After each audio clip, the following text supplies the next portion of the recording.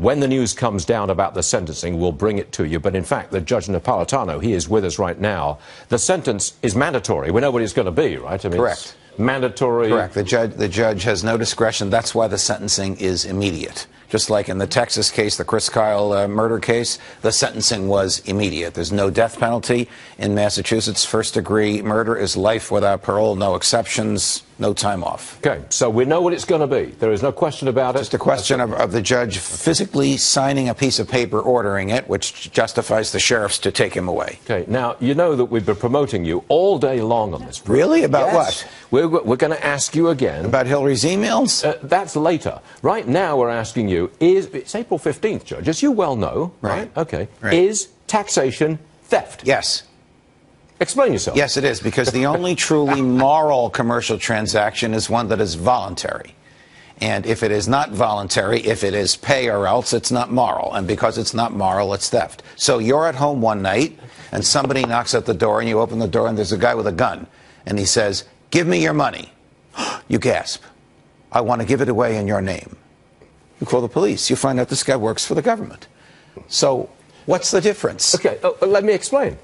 In 1913, the income tax was first introduced. Yes, when it was promised it would never exceed 3%. But it was introduced. Yes. Okay. Yes. So we've had 102 years of jurisprudence and attempts to go to the Supreme Court to say it was theft, and they've all failed. Oh, well, I didn't say it was unconstitutional. It is clearly constitutional because it is part of the Constitution.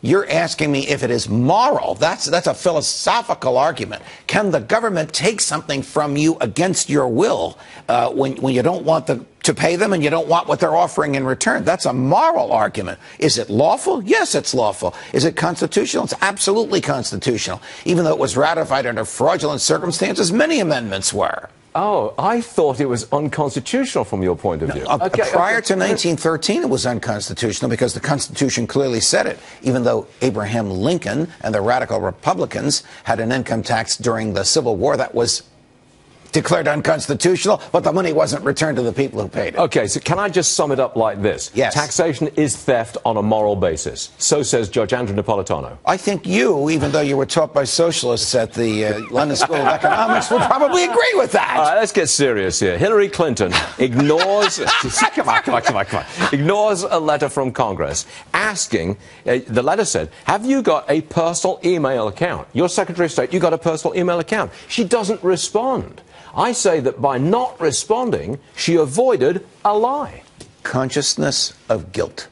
She knew exactly what she had. She knew how wrong it was. She knew how that would be perceived. So just like when she had the pink dress grand jury interview, she remained silent. The pink dress grand jury interview? That was the infamous grand jury interview where she wore a pink dress during her husband's term as president over Whitewater. She either didn't answer or said she didn't remember. That's effectively what she's done now. Right. It's her MO. But the media has also moved on from the email scandals too, Judge. You know that, right? We have Queen Hillary. She's not accountable. Oh, I forgot. She's been crowned already. Oh. Did you see them chasing that black truck the other day with the unlawfully tinted windows? Unlawfully tainted windows? Well, unlawful in New York and New Jersey, through which the truck drove. She was in Iowa. For she started out in Chappaqua. She's with the everyday people in a deluxe van, of course, with leather seats. Did she stay in a Motel 6 in Pittsburgh, or did they find a five-star hotel for her? We've descended into gossip. But really, to this email issue, she knew exactly what she was doing, and she knew how wrong it was. And she also knew she only had a few more weeks in office, so she didn't bother to answer. I think that's it, Judge. And she knew it had been subpoenaed. It's never over, you know. It's never over. I might say time's up, but we got to go. You know, they're going to run a commercial by your over you. Yes. Thanks, Judge.